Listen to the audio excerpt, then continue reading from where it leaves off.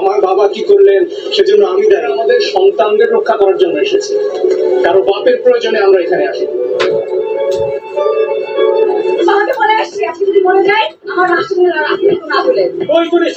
কিন্তু সংস্কার করে তবেই করে ফিরবো ইনশাল্লাহ। আমরা নারী শিক্ষার্থীরা কেউ ঘরে বসে থাকবো না, সবাই বের হয়ে আসবে।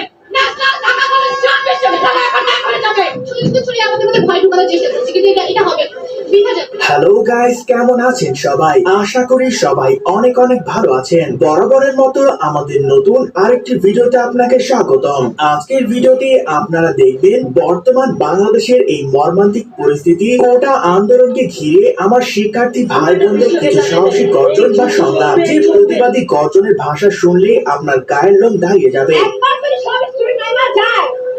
ছাত্রলীগ, যুবলীগ, ছাত্রদল আর পুলিশ কেউ থাকবে না, টিকবে না। আপনারা কোনো নিয়ত সরান না, একমাত্র যমুনা টিভি ছাড়া তারা মিলিয়ে ছাড়েন। পুরোটা বিশ্বকে জানাই দেন এই যুদ্ধ চলবে চলবে চলবে যতদিন না আমরা জিততেছি। স্টুডেন্টদের গায়ে হাত দাও, 5-6 স্টুডেন্ট পার এসব মেরে কি পাইছে? এবার তার থেকেও বেশি জিনিস আমি দেখাবো। আমার কিচ্ছু হবে না। 3বার আমার চোখের নিচে দাঁত দেখছেন, আমার চোখের নিচে লাফায় আছে, আমার শরীর ভরসায় আছে, আমার সামনে ওই ব্লাস্ট করছে, ওগুলা ব্লাস্ট করার পর আমি তিনবার ভাইরাস আছি, 3বার আমি সেন্সলেস হয়ে পড়ে গেছি, তারপরে আমার এটা আছি, আমি খাওয়াই আবার উঠেছে, কারণ আমি পাওয়ার আছে আমার। আসলে এই কোটা আন্দোলনকে ঘিরে ইতিমধ্যে কত শত তাজা প্রাণ যে ঝরে গিয়েছে তার কোনো হিসেব নেই, কিন্তু তবুও আমাদের ছাত্র সমাজ থেমে নেই। শেষ মুহূর্ত পর্যন্ত নিজের সর্বোচ্চ দিয়ে লড়াই করে যাচ্ছেন, যা এই সম্পূর্ণ ভিডিওগুলো দেখলে আপনি কিছুটা হলেও উপলব্ধি করতে পারবেন।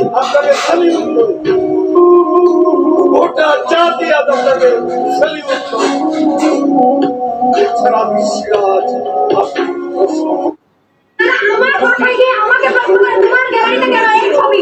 আমার কথা হচ্ছে আজকে আমার দেশে যখন অন্যায় অত্যাচার করছে, আমার ঘরে কিসের ছবি থাকবে না? আমার ভাই আমার ভাইকে হত্যা করা হয়েছে, সে ছবিটি আমার ঘরে থাকবে না? আমি কি সেই অন্যায়ের প্রতিবাদ করবো? কেন করবো না সেই অন্যায়ের প্রতিবাদ? যেখানে আমাকে স্বাধীন আমার ভাই বোনদের এইরকমই আরো অসংখ্য সাহসী গর্জন আজকে আপনাদের শোনাবো। তো চলুন একটি লাইক দিয়ে পুরো ভিডিও দেখে আসা যাক। সময় কম, শুরু করো।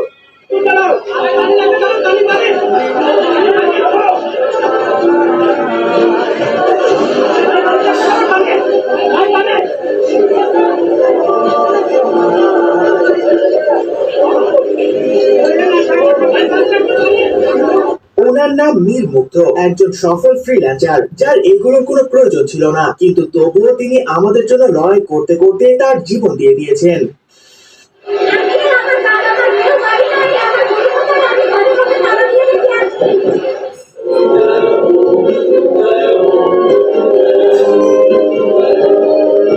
আপুটির কথাগুলো একেবারে কলিজায় লাগে ভাই। আসলে এগুলো দেখার পর সত্যি বলতে হয়, জাতি হিসেবে আমরা কতটা নির্লজ্জ।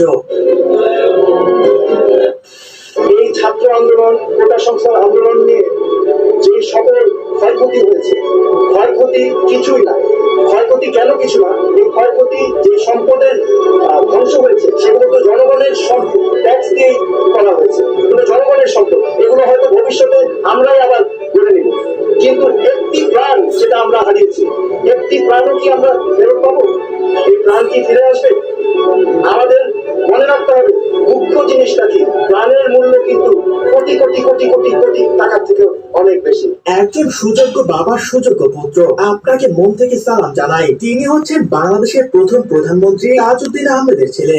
যাই হোক, আজ থেকে ছাত্রলীগ কোনো মিটিং মিছিল তো দূরের কথা, আমি এখন থেকে প্যাটলিগ, নো ছাত্রলীগ, অনলি প্যাটলিগ। আমার পেটে দরকারে রিস্কা ধরে ভাত খাবো, তারপরে এগুলি করবো না রে ভাই। নো ছাত্রলীগ, নো কিছু, এখন থেকে প্যাটলিগ। এই যে দুধ দিয়ে মুখ ধুইলাম। টাকি সবুজ, লাল নীল এসব টিকটকারদের ফলো না করে এদের সাপোর্ট করুন, অন্তত আর কিছু না হোক অসময়ে পাশে পাবেন। ঠিক কথা বলেছিস। কারণ আবু সাইদ মসজিদে দাঁড়িয়ে থাকা অবস্থা তাকে যেভাবে গুলি করা হয়েছে, কিংবা সর্বশেষ যে ভিডিও আমরা দেখছি যেখানে একজন সাধারণ মানুষ যিনি একটা নির্মাণাধীন ভবনের কিনারে বাইরে ঝুলে রয়েছে, ওই অবস্থায় আক্রমণ করা তো অনেক দূরের কথা, তার জীবন বাঁচাতে তার আসলে সর্বশক্তি দিয়ে ওখানে টিকে থাকতে হচ্ছে, সেই অবস্থা তাকে গুলি। এরকম আইনজীবী তো আমাদের দেশে দরকার, যিনি অন্যায়ের সামনে কখনোই আপোষ করবেন না, নিজের সর্বোচ্চ দিয়ে লড়াই করে যাবেন। দর্শক, আজ আপনাদের সাথে আছি আমি নজরুল নতুন। বাচ্চারা তো ডাক দিয়েছে রাস্তায়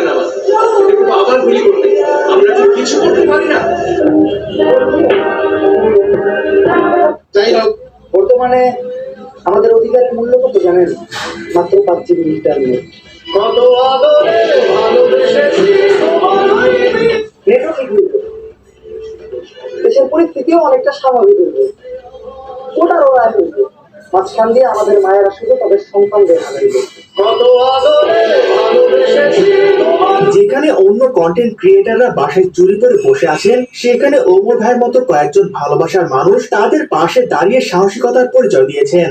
সপ্তাহখানিক নেট কানেকশন বন্ধ করে দেশে গণহত্যা চালাইয়া পিস্তলের বুলেট শেষ করছো, আর এখন আবার নতুন অস্ত্র কেনার জন্য দিনে 4 ঘন্টা ব্যাংক খোলা রাখছে, প্রবাসীদের কাছে রেমিটেন্সের আশায় হাত পাচ্ছ। বা খুব সোয়াবের কাম করছো।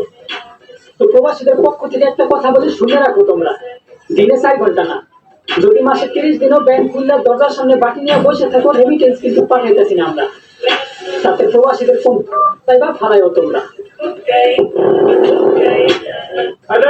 আমার কষ্ট লাগছে এখানে এত ছাত্রছাত্রী, কিন্তু শিক্ষক আমি একা। একজন শিক্ষক বাংলাদেশে অভিভাবকের মতো এতগুলো ছাত্রছাত্রী আছে, আমার কলিগদের উচিত ছিল ওদের পাশে থাকা। ছাত্রদের প্রোটেকশন আগে শিক্ষক যদি আমি আঘাত না পাই, তাহলে সে কিসের শিক্ষক?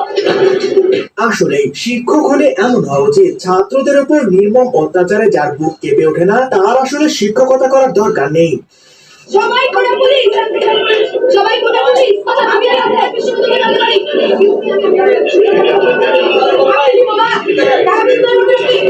ঢাকা বিশ্ববিদ্যালয়ে পড়তে ভাই আমাকে লাগা ভাই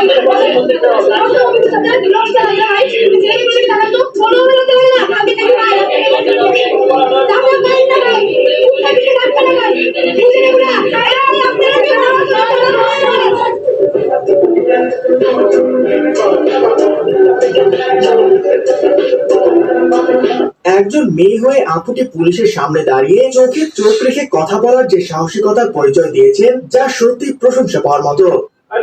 নাশকতার জন্য 10,000 20,000 গ্রেফতার করেছেন, 2.5 লক্ষ করে আসামি গ্রেফতার করেছেন। আজকে আমরা পত্রিকা খুঁজে দেখেছি ছাত্রলীগ যুবলীগের হাতে অস্ত্র, ইউনিফর্ম করা পুলিশ, জাতীয় জমার প্রমাণ, তাদের গ্রেফতার করছেন না। নাশকতা কে করেছে কোনো প্রশ্ন দেখি নাই, হতে পারে না কোনো জাতি, কিন্তু কোনো